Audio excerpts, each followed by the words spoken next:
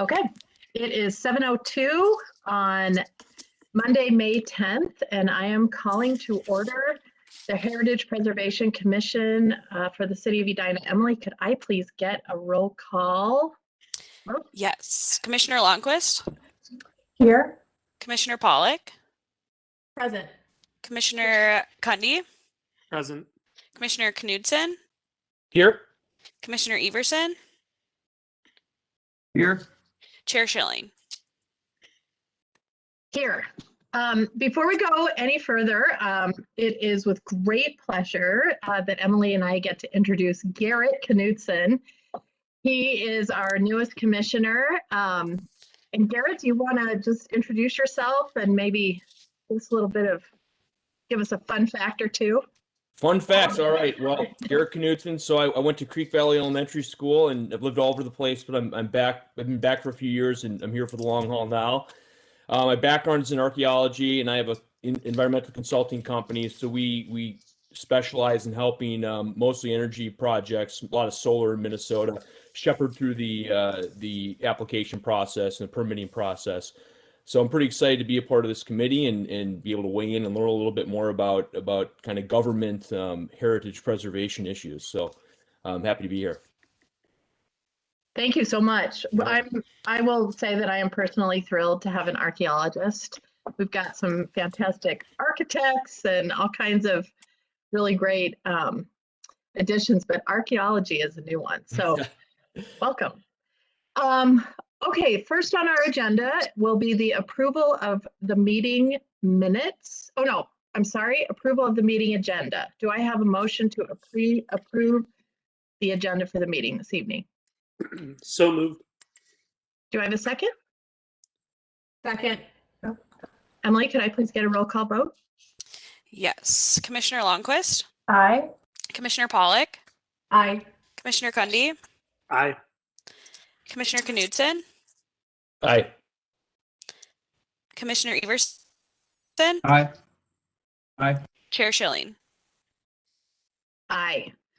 Thank you. The meeting agenda is approved. Next on our agenda is the approval of the meeting minutes from April 13th, 2021. Do I have a motion to approve those minutes as submitted? So moved. Do I have a second? Second. Great. Can I have a roll call vote, please, Emily? Yes. Commissioner Longquist? Aye. Commissioner Pollock? Aye. Commissioner Cundy? Aye. Commissioner Knudsen? Aye. Commissioner Woodmoyer? Aye. Commissioner Everson? Aye. Chair Schilling? Aye. Thank you very much. Those minutes are approved. So next on our agenda, we have our special recognition and presentations section. And we have also a special guest, MJ is here. And at this point, I'm going to turn it over to MJ. Thank you, Annie. Emily, are you able to give me presentation rights? Yes. Let me see here. While she's doing that, I am MJ Lehman. I think I know everyone here. I'm here for a quick member review. So I am actually attending all of the commission meetings in the month of May. And so everyone gets the opportunity for me to visit their meetings. So I have 4 main things that I want to go over tonight. Included in your packet should be the slide deck and also the updated member handbook. Is that right, Emily?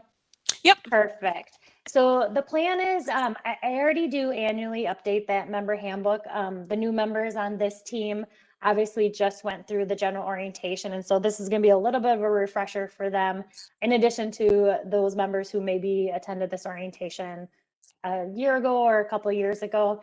But we definitely will try to get those member handbooks to you on an annual basis. So as things are getting updated, you will have the most updated version. So 4 things: roles, communication, our guiding documents, because there was a couple changes, and then some work plan development as you guys are going to be entering into that.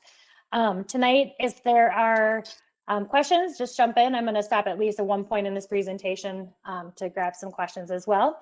But just a reminder, a little bit about the roles. This is how we explain it to our advisory boards and commissions as like a triangle. So we've got council who decides that big strategy, the overarching decision-making body. Where then underneath, we've got our commissions like yourself who are advisory to the council and bring that community perspective, in addition to us who also support the commissions and the city council as a body as well. So our responsibility is really helping with the liaison and connecting the commission. We also on a day-to-day basis outside of just being staff liaisons, we manage operations or services or in charge of different other projects or programs in the city. But we bring that technical expertise to the board and the commission.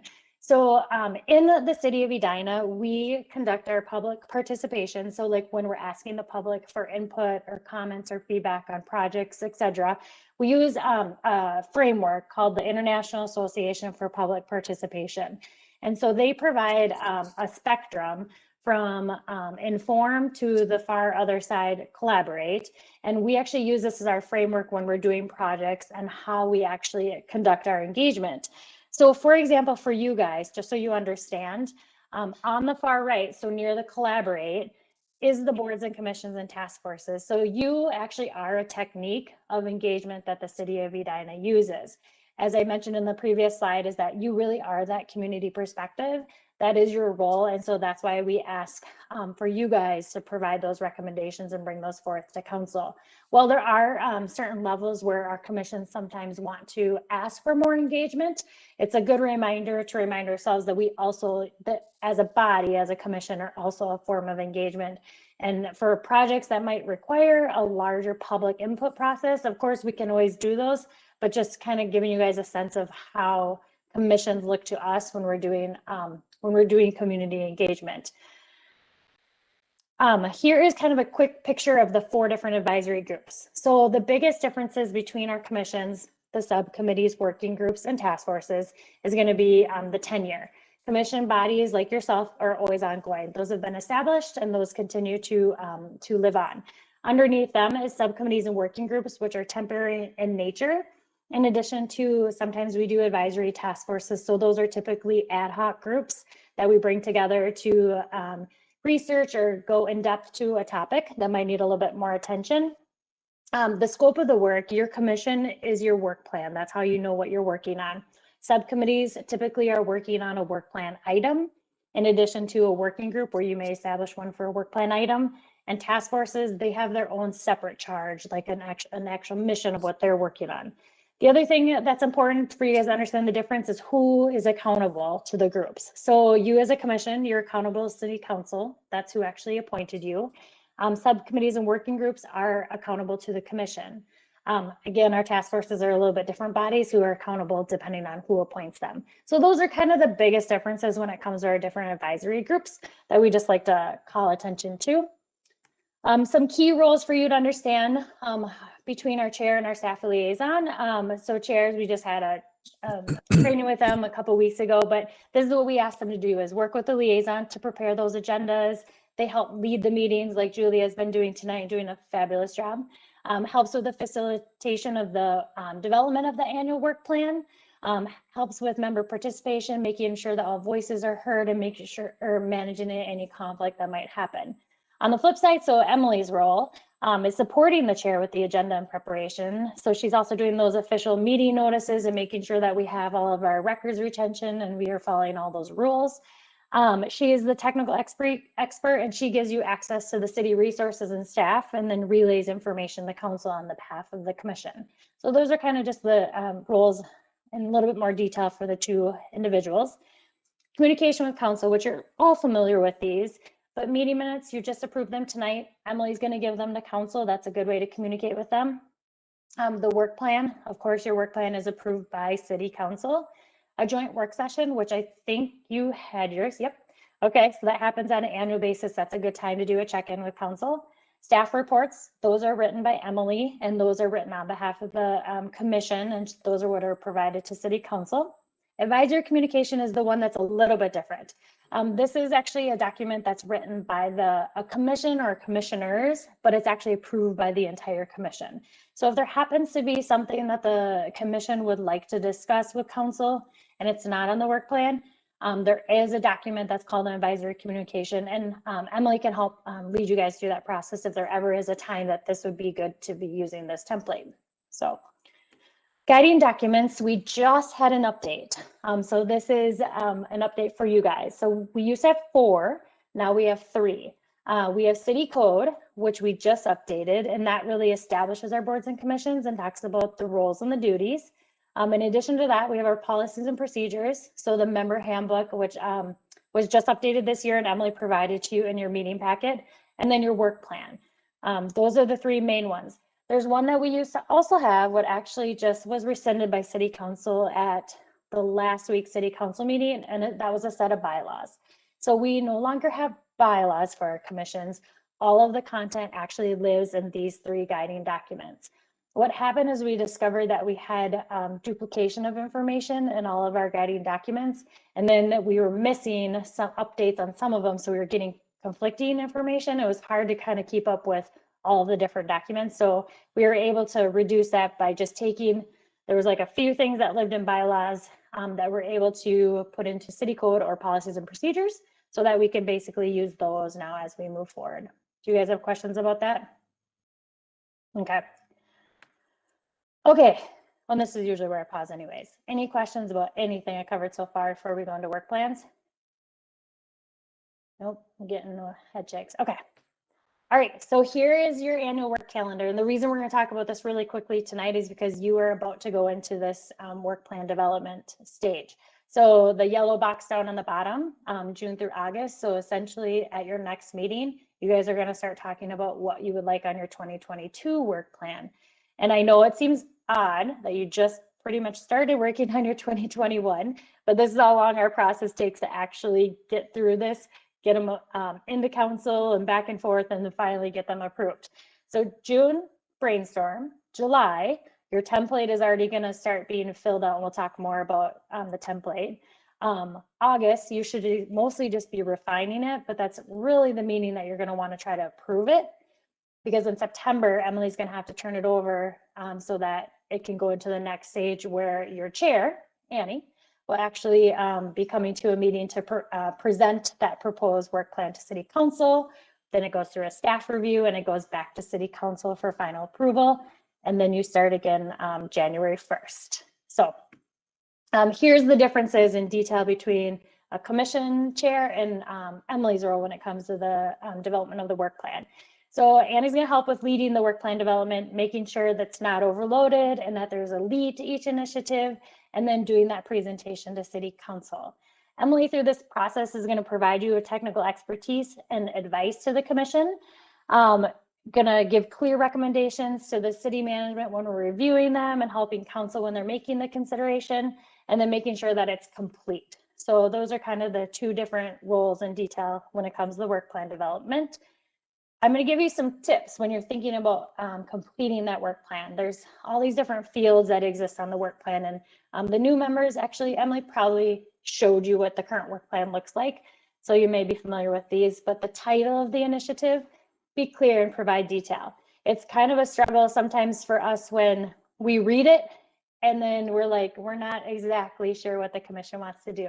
So as much information as you can provide or writing it in a way that helps us understand it, the better. The outcome also helps with the understanding the title, but the outcome is what at the end. What's at the end? Is it a report? Is it a recommendation? Is it an event? Is it something? So letting us know at the end what you're hoping to actually have accomplished when the initiative is done.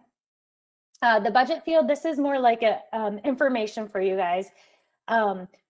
Budgets are actually, commissions don't have budgets. They can't legally approve money, but staff has to do it. And so we don't have budgets for commissions. It's run through our department. So if you think that you need money for something, this is where you should lean on Emily for some advice.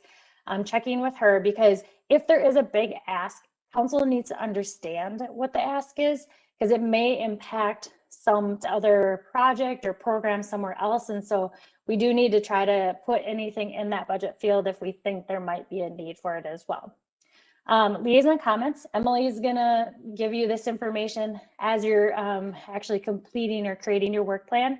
And then she'll be providing those comments on your work plan as well to be brought to city staff and also to city council. Target completion, we say be realistic. Every once in a while, there are work plan items on your work plan or others that do impact some of our supporting departments, so like our communications department. So if you kind of are getting, I mean, they're putting together their annual calendar of when they're assuming things are going to be coming to them to work on. And so if for some reason yours moves, then it kind of shifts their work as well. So try to be realistic as much as possible when you really think you're going to complete some of those initiatives. And then partner projects. This isn't a field, but it's a good for you guys to know because this happens a lot, which is, it's fantastic, but there's a good way to do it. So this is when like a commission says, hey, Heritage Preservation Commission, we would like to partner with you on X, Y, and Z. So what we found works best is typically if there are two commissions that are interested in a topic, is that one takes the lead and then the other one is a supporting commission. So essentially the lead commission working on the initiative, the supporting commission supporting that work, maybe it's research, it could be a review and comment, but then ultimately the lead commission would finalize everything and make that final recommendation to city council and send it to city council. So that's one of the ways that we've been structuring them lately, and they've actually been working really well. So in case you guys, as you're going to work plan development, if you're thinking there might be something that might overlap or another commission might be asking you about as well to support them. So those are the main things I wanted to cover. I know it was very quick, but are there any questions about anything in the slide deck, anything in the member handbook that you maybe saw?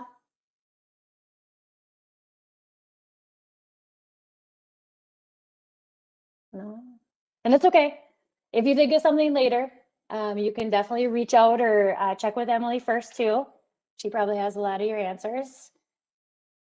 Is there, Emily, anything else that you would like me to share with the group or?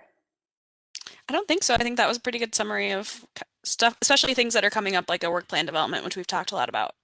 Yeah, I think that this timing of coming and visiting with the commissions is good, especially as you guys are going into that work plan development. So, okay, I will leave you to it. Have a fantastic meeting, and it's so nice to see everyone. Thanks, MJ. Thank you, MJ. Okay, and like MJ said, if you guys think of questions as you're reviewing that, or as I'm sure we'll have questions as we go, and MJ is really great about answering stuff, but Emily is extremely knowledgeable and very, very helpful as we work through the work plans. Okay, any last chance for questions before we move to the next section? All right. So the next section on our agenda is the reports and recommendations section. And Emily, I'm going to turn this over to you. Yes. To talk a little bit about the Messiah Church. Yes, so some of you might have remembered in the last, I think it started in 2019. The last time we saw it was in early 2020. The city has been working with Morningside Community Church on nominating their property. Robert and even Joyce had been working with them for many years ago and kind of moving through the process and talking about all their options and what nominating their property might look like and how it might affect their church. So Robert and I have met with them and they're looking at moving forward with the process again. So tonight I'm asking that the Heritage Preservation Commission make a motion to kind of start that process. So Robert would then kind of go through and start his nomination study again, and we would draft a plan of treatment, which we'd work with on the church, and then it would come back to the Heritage Preservation Commission again, and then ultimately, hopefully, go through the zoning process with the Planning Commission and City Council, and will ultimately be deemed a heritage landmark property. So moved. Did you get it right? I second. We have a second. Okay, Commissioner Lundquist, second. Emily, could I please get a roll call? Yes, Commissioner Lundquist. May I ask for a quick discussion before we vote? I'm curious to ask Robert to remind us what was their hesitation for stepping back and then what brought them back in to move forward? I can kind of step in a little too. Robert can add to that. Their board had some concerns, and I think there might have been some changeover in those people as well. And so that at least the last point of contact that we had with them, that was kind of where the process was held up at that point. They kind of wanted to get a better handle on what potential projects on the church might look like and what those might be before they move forward, because they wanted to have a good handle on those things before making decisions that might affect those potential future projects. And so they reached back out to Robert and I probably in the fall, to kind of start that conversation again. And then recently their board of directors met again and sent us the email that was included in your packet to kind of get that process started. So Robert and I have met with them and answered their questions, talked about, potential projects that might take place in the future and how nominating their property might affect those or might not affect those projects. So it's really kind of those questions that they had in the past and just kind of working through those things. Thank you. I don't know, Robert, if you have anything to add, you can jump in too. Well, I'd say the biggest hurdle to get here is the fact that the church's management group is the herd. I mean, it's a very large group of people who can only act by consensus. So all it takes is one person leaving and one person joining, and you have to start all over again if you're not careful. But they seem to have gathered their wits about them now. And so if we work really fast, we should be able to pull this off. They're wonderful people to work with. They make great cookies. Oh, good to know. I'm interested in asking, we're moving forward with a designation of an Edina Heritage Landmark, not the National Registry. Is that correct, or is it both? We don't do the National Register. So, okay. I mean, I guess we would if somebody asked, but if you were paying attention during the training about registration, churches are kind of excluded from the National Register, except under some really peculiar circumstances. It's also a process that's needlessly expensive and has no effective regulatory component on the ground. So the Edina Landmarks program is a very easy kind of registration to do, and it's convenient and doesn't cost really very much.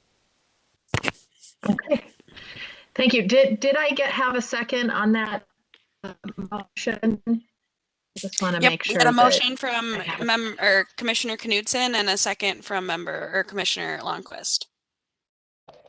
Okay. If we're ready, we can get a roll call vote on that motion, please. Commissioner Lundquist? Aye. Commissioner Pollack? Aye. Commissioner Kunde? Aye. Commissioner Knudsen? Aye. Commissioner Woodmoyer? Aye. Commissioner Everson? Aye. Commissioner Hassenstab? Aye. Chair Schilling? Aye. Wonderful. With that motion, Robert, you can move forward and head towards the next steps on that designation with the Morningside Community Church.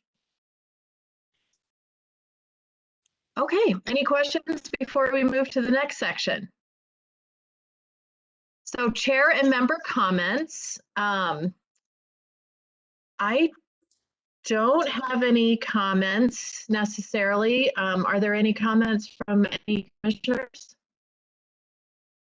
Go ahead, Commissioner Lundquist.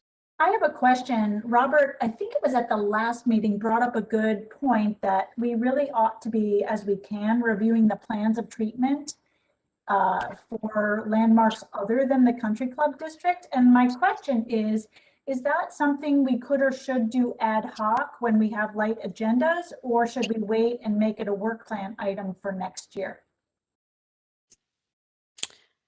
I would recommend putting it on the work plan, similar to how we did, the country club one is obviously a little more formal and there's more of a process to that. But I think even if you want to knock a couple off a year, or if you want to put more on there than you guys can think, then when we do have light agendas, we can kind of put them on an agenda as we can. But I think just to keep things tracked and how we're doing it, when we're doing it, it would be nice to have it on a work plan. I agree. I totally agree, and I think that's a good idea for some work plan items. Yeah, we at the staff level review them periodically. The only one that had any formal kind of sequencing to it were the plans of treatment for the Grange Hall and the Kale School, because we would actually do a meeting with the Historical Society staff and run through that with them every, I don't know, 2 or 3, 4 years. I suspect in 20 years I've maybe done 4 of them. So yeah, it would be convenient to look at all of them once in 2022, and then maybe wait for sometime later.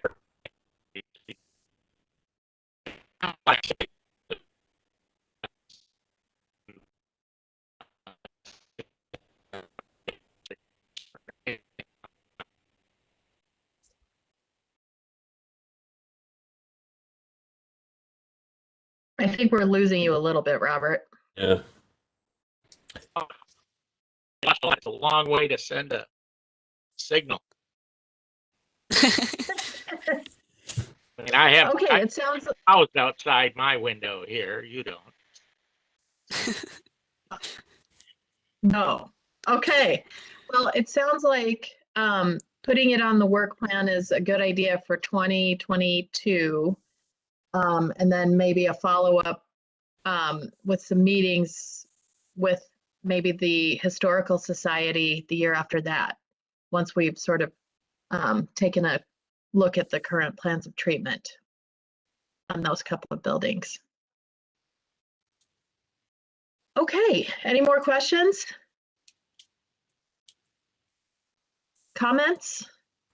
I will also let you know I had a great meeting with the curator for the Edina Historical Society recently, just within the last week.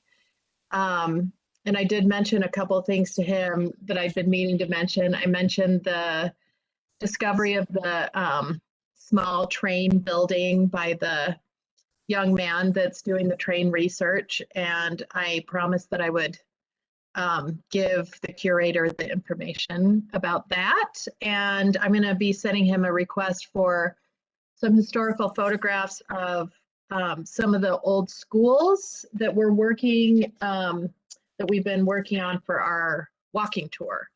So hopefully we'll have some old photographs to sort of thread into the digital presentation of that. So speaking of the walking tour, that brings us to our 2021 work plan updates. Does anyone else have an update on any of the work plan sections they've been working on? Go ahead, Jane. Just briefly share, especially to Rachel and Mark, that our group, and Garrett, we've got a subcommittee that's working with the 67 properties that have been deemed eligible, which is also a process, and then to move forward like Morningside churches. So these are in the queue, and we decided there have been enough that have been sort of stagnant there. Let's do a concerted outreach effort. And so just briefly, Emily and I have been in touch working with communications department. Some of the information was possibly going to get condensed. Rachel and Mark, it's back to the full brochure, which I just got a draft of today. So we hopefully are on track to finish producing a certificate for those homes and getting our first wave of mailings out by the end of the month. And that'll go to the 11 bungalow homes in Morningside that actually had a draft report written back in 2012, just as additional information if homeowners are interested. So we're hopefully on track to get it going. Sounds good. Fantastic. Thank you for the update and all the work. That's been a big chunk of work. Thank you. Anyone else? Updates or comments? This, I will also, Emily will be, and I will be on the city council meeting next week. Correct, Emily? Yep, to award the preservation award to, I can't remember the 5900 Ullinger. Yes, thank you. So that's next week. And then as MJ said, in June, we begin brainstorming. So our next meeting will begin brainstorming our next year's work plan. So as we look at the 2021 work plan, we're sort of buttoning that up and putting those things to bed and then moving to the next work plan. So between this meeting and the next meeting, we can be thinking about some of those ideas that we can brainstorm so that we can know what we're going to focus on for the next year. Emily, do you have any comments? Nope, I was just going to mention that we were going to give out the Preservation Award next month, and there'll be a proclamation that the mayor will read that it's Preservation Month as well. Okay. That's it. Chair, I have a question for Emily, if I can. Sure, yes, please. Just wondering, I've noticed more activity around 4630 over the course of the last couple of weeks. I'm wondering if you know whether they've pulled a permit and are proceeding with the COA from last fall. And just one question, I guess, is do the COAs carry with the property? Like, does an approved COA that wasn't acted on carry with the property now that there's a new owner? Yes, they would, as long as they have permissions to use the plans. If there's changes to the plan, then it would need to come back to the Heritage Preservation Commission, depending on what the change is necessarily. Like if it's something on a back elevation that's changed, that wouldn't need to come back through the Heritage Preservation Commission because it never would have been reviewed in the first place. But if a new property owner has permission to use the plans and they move forward with those plans, it would not need to come back to the Heritage Preservation Commission. With that being said, a building permit for an addition or something at that property has not been issued. I have not reviewed anything there. They may have started, again, I haven't signed off on any building permits, so nothing that I would need to sign off on, but they may have some other interior demolition work done. I'm not sure what work's being done on the property, but I know the building department has been in contact with the builder. Do we know if they have an interior demo permit? Because they're most certainly doing interior. I don't offhand. They did have one initially, kind of when they've had one issued for quite some time now. I don't know if they've had any issued since then. But like I said, the building department has been working with the builder, so the building official might be more aware of what work might be going on, but I don't know offhand, but I can look into that too. Okay. Can we maybe get an update next month on the status of that? Because it's still sitting without windows and a roof. Yeah, generally we don't continue to provide updates on specific properties, but I can reach out to the building official and see what he's okay with me and to share with you guys. Yeah, I guess because it continues to be a question of a heritage resource that is not in compliance with the Edina code for maintenance of any property, let alone a heritage property.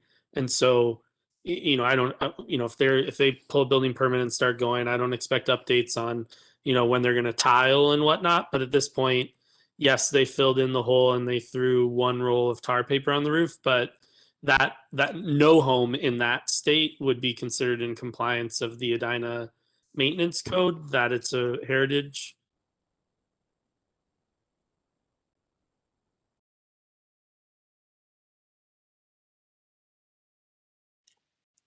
Bob, I don't know if you cut out, but I will look into, like I said, I'll ask the building official for an update and see what I can provide as an update to you guys. Thanks, Emily. Hey, I have a Chilling. question. I have another. Oh, go ahead. Well, I was going to ask just for an update. I think it was about this time last year when we had that presentation about the Wooddale Avenue Bridge. I was curious, Emily, if you had heard anything about that, and if that was going to be something we'd be talking about. Yes, funny that you mentioned that. We actually have a meeting on that this week, Robert and I. So they will be moving forward shortly with the COA. I don't know what the schedule is yet, but I will know more after our meeting. So yes, I would imagine you guys will see that in the near future. Thank you. Hey, Emily, and similar to Bob's question, but maybe not the same vein. Any word on Edgebrook or 4600 Browndale? I know we approved both those a long time ago, specifically Edgebrook, and we have seen really nothing happening. Yeah, Edgebrook, they never got their final, they never got a COA for a new house. They always made it through the first step. So when they move forward on plans, they would need to go through that two-step process again. I don't know what the situation was. They informed me that they were no longer moving forward at that time, or that they were kind of putting everything on pause. I don't know what the situation was. The Browndale COA, you issued that, if it wasn't last month, it was the month before. So Right. I would imagine we'd get a building permit when they're ready to move forward. Okay. Thank you. It's always fun to hear, so appreciate it. And sorry I was late today. Oh, that's okay. I got you as attended, so you're good. Okay, any other questions? It's always so great to have such an active and interested group of commissioners, so thank you again for that. If there are no other questions or any comments from Emily, the one last thing we have to do is a motion for adjournment. Do Would it, Mark. anyone like? So do it, Mark. Mark knows he wants to do it. Commissioner Hassenstaub, would you like to make a motion to adjourn? So moved. Second. Okay, excellent. Emily, can I get a roll call vote on that, please? Yes. Commissioner Longquist, Aye. Commissioner Pollock, Aye. Commissioner Kundy, Aye. Commissioner Knudsen, Aye. Commissioner Woodmeyer, Aye. Commissioner Everson, Aye. Commissioner Hassenstaub, Aye.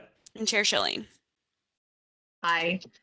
Thank you, everyone. And again, welcome, Commissioner Knudsen. Thank you. It's nice to meet everyone. Nice to meet you too. Me All too. right. Thanks. Next month. Good night. Bye-bye. Bye. Bye, guys.